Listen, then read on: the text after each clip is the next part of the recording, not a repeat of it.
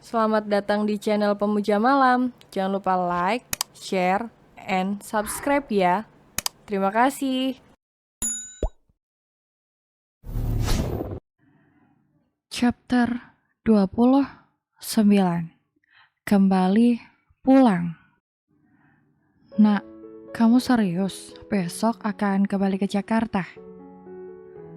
Prasojo menatap tiada percaya apa yang diputuskan oleh Banyu. Setelah entah pergi dari mana, pemuda ini memberikan sebuah berita yang cukup membuat terkejut Prasojo dan Mariati. Ia benar-benar masih belum percaya jika Banyu memutuskan untuk pergi secepat ini. Banyu hanya bisa tersenyum simpul untuk menutupi luka di hatinya. Sejatinya ia pun tidak ingin pergi, meninggalkan kampung ini. Namun bagaimana lagi?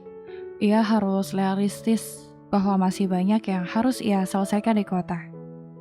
Terlebih, ia mulai mengetahui bahwa Lingga sama sekali tidak memiliki perasaan yang sama terhadapnya. Sehingga membuat pemuda itu ingin cepat-cepat kembali ke Jakarta. Iya Pak Pras, besok saya beserta keluarga akan kembali ke Jakarta. Mohon maaf jika terlalu mendadak, karena kata Bang Pandu masih banyak kewajiban yang harus saya selesaikan di sana. Lalu apakah kamu sudah berpamitan kepada Lingga, Nak? Lagi-lagi, Banyu hanya bisa mengangguk pelan dan tersenyum getir. Bahkan Lingga tidak peduli dengan apa yang ia lakukan. Inilah salam perpisahan paling menyakitkan yang pernah ia dapatkan. Sudah Pak, saya sudah berpamitan kepada Lingga, dan ia pun juga paham dengan apa yang menjadi keputusan saya. Prasojo hanya bisa membuang nafas sedikit kasar. Ingin rasanya ia menahan kepergian pemuda ini, namun ia tidak memiliki hak sama sekali. Meskipun selama ini Banyu sudah ia anggap sebagai putranya sendiri.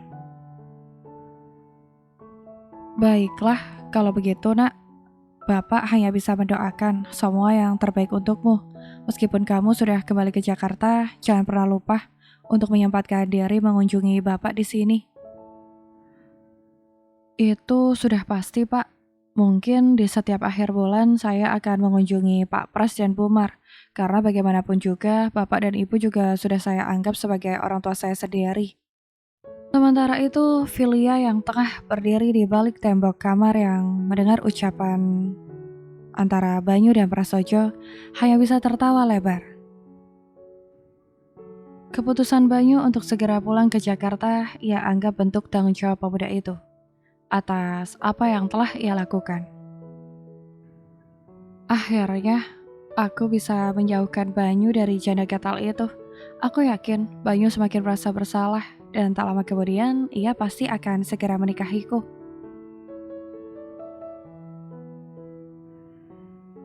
Jangan lupa untuk sering-sering datang kemari ya, Leh. Ibu pasti akan selalu merindukanmu. Derai air mata itu mengalir deras, membingkai tiap-tiap sudut wajah Mariati. Sambil memeluk erat tubuh Banyu, wanita parubaya ini seakan begitu berat untuk berpisah dengan Banyu. Banyu hanya bisa tersenyum haru. Berada di kampung ini sungguh merupakan salah satu karunia terbesar yang pernah Tuhan berikan untuknya. Bertemu dengan orang-orang baik, diperlakukan dengan baik, dan pastinya juga menciptakan sebuah gerakan yang baik pula. Saya janji akan sering-sering datang kemari untuk mengunjungi Bu Mar. Bagaimanapun juga, Bu Mar juga sudah seperti ibu saya sendiri, ujar Banyu sembari mengusap-usap punggung Mariati. Mariati mengurai pelukannya. Ia menepuk-nepuk bahu kekar pemuda ini. Kamu pemuda yang baik, Leh. Ibu yakin kebahagiaan pasti akan senantiasa menyertaimu. Dan tentunya kamu juga akan dikelilingi oleh orang-orang baik pula. Terima kasih banyak untuk doa-doanya, Bu Mar. Halamba yang sebelumnya ada di belakang punggung Banyu mulai mendekat ke arah Pariati dan Prasojo. Lelaki paruh baya itu juga tersenyum penuh arti. di hadapan orang tua angkat selama sang putra berada di kampung ini. Pak Pras dan Bu Mar, saya mewakili keluarga besar Banyu mengucapkan banyak-banyak terima kasih atas semua kebaikan yang telah Bapak dan Ibu berikan untuk putra kami. Saya benar-benar tidak tahu bagaimana nasib Banyu jika tidak ditemukan oleh Bapak dan Ibu. Sama-sama, Pak. Ini semua sudah merupakan kewajiban kita sebagai makhluk sosial, di mana harus saling tolong-menolong. Dan mungkin Linggalah yang menjadi jalan keselamatan untuk putra Bapak ini. Karena bagaimanapun dialah orang pertama yang menemukan Banyu tergeletak di bawah curug. Herlambang menautkan pandangannya ke arah Banyu yang entah mengapa saat ini lebih banyak terdiam. Nyu, apakah kamu sudah mengucapkan rasa terima kasihmu kepada Linggah? Dan apakah kamu sudah memberikan sesuatu sebagai bentuk rasa terima kasihmu? Sudah, Pak. Banyu sudah mengucapkan rasa terima kasih Banyu kepada Linggah. Namun untuk memberikan sesuatu, Banyu belum melakukannya. Karena Linggah adalah wanita paling tulus yang pernah Banyu temui. Ia tidak mau menerima apapun yang Banyu beri. Filia yang mendengar perkataan Banyu hanya bisa tersenyum sinis.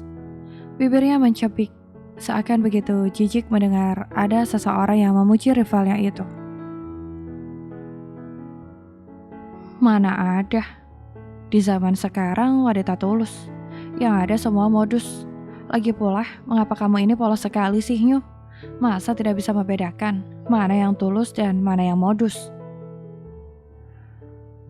Aku yang baru sekali bertemu dengan wanita bernama Lingga itu saja sudah bisa menilai bahwa dia itu wanita penuh modus. Heran aku, tertutup apa mata kamu ini? Kelakar Filia dengan penuh emosi. Semua yang mendengar perkataan Filia ini hanya bisa menggeleng-gelengkan kepala. Terlebih Prasojo dan Mariati. Sebagai manusia yang hidup di tengah masyarakat yang menjunjung tinggi, apa itu tata krama dan kesopanan, perilaku Filia ini benar-benar tidak mencerminkan itu semua. Wanita minim akhlak. Semoga Banyu tidak salah pilih di dalam menentukan pendamping hidupnya. Wanita seperti ini kok mau diadu dengan Linggah? Jelas Linggah pemenangnya lah. Itu sudah fix, no debat. Mariati hanya bisa bermonolog di dalam hati. Ia terlampau gemas dengan sikap dan perilaku Filia yang selalu saja meredahkan orang lain ini. Herlambang tersenyum kikuk. Sebagai calon mertua Filia, lelaki itu sungguh merasa tidak enak hati. Saya mohon maaf atas semua sikap dan perilaku calon menantu saya ini, Pak, Bu. Kalau memang seperti itu, sebagai permohonan maaf dari saya dan sebagai ucapan rasa terima kasih kepada seluruh warga kampung ini, saya akan memberikan sesuatu untuk semua warga di sini, Pak. Kening Prasojo berkerut. Maksud Pak Herlambang bagaimana? Saya kurang begitu paham. Begini, di setiap musim tanam saya akan memberikan bantuan pupuk dan cairan pestisida bagi warga kampung ini. Jadi, semua kebutuhan pupuk dan pestisida warga kampung ini akan saya penuhi. Nanti di setiap musim tanam, Pak Pras bisa mendata berapa banyak pupuk dan pestisida yang diperlukan. Wajah Prasojo dan Mariati nampak berbinar. Ia tidak menyangka akan mendapatkan ini semua. Ternyata keberadaan Banyu juga memberikan banyak manfaat untuk orang-orang yang berada di kampung ini. Terima kasih banyak, Pak. Terima kasih. Sama-sama, Pak. Bu. Kalau begitu, saya dan keluarga mohon undur diri. Semoga persaudaraan kita akan senantiasa terjalin, meskipun saat ini kita saling berjauhan. Herlambang dan lainnya mulai mengayunkan tunggai kaki masing-masing untuk menuju mobil yang sudah siap di pelataran rumah. Namun baru beberapa langkah. Loh, Al, kamu kenapa? Mengapa kamu menggaruk-garuk badanmu seperti itu? Tanya Pandu dengan keheranan melihat Aldo yang menggaruk-garuk semua bagian tubuhnya. Aldo hanya bisa nyengir kuda sembari menahan rasa gatal yang menyerang tubuhnya. Sepertinya aku alergi air di kampung ini, Bang. Karena kulitku memang sedikit sensitif, jadi tidak bisa sembarangan untuk terkena air di tempat yang asing. Atau kita mampir ke puskesmas terlebih dahulu sebelum pulang, agar kamu bisa mendapatkan pengobatan. Tawar Kinanti yang sebelumnya hanya lebih banyak terdiam. Aldo menggeleng-gelengkan kepala. Tidak perlu, Tan. Di rumah saya sudah mempunyai obat pribadi, jadi tidak perlu periksa di puskesmas. Lebih baik sekarang kita segera pulang saja. Pada akhirnya satu persatu keluarga Herlambang mulai memasuki mobil. Kami pamit Pak Pras, Bu Mar, ucap Banyu sambil melambaikan tangan. Hati-hati nak, semoga selamat sampai tujuan. Perlahan mobil yang dikemudikan oleh Pandu itu bergerak. Semakin lama, mobil tipe SUV warna putih itu meninggalkan pelataran kediaman Prasojo dan hilang dari pandangan mata sepasang parubaya itu. Sedangkan wanita yang sedari tadi berada tidak jauh dari kediaman Prasojo yang mengendap-endap memperhatikan pergerakan keluarga Herlambang itu hanya bisa tersenyum getir. Ketika bayangan mobil berwarna putih itu semakin menjauh dan menghilang, tanpa terasa bulir bening dari pelupuk matanya mulai menetes satu persatu. Akankah takdir akan berpihak kepada kita, Nyuh? Kalaupun tidak, aku sudah cukup berbahagia bisa mengenalmu.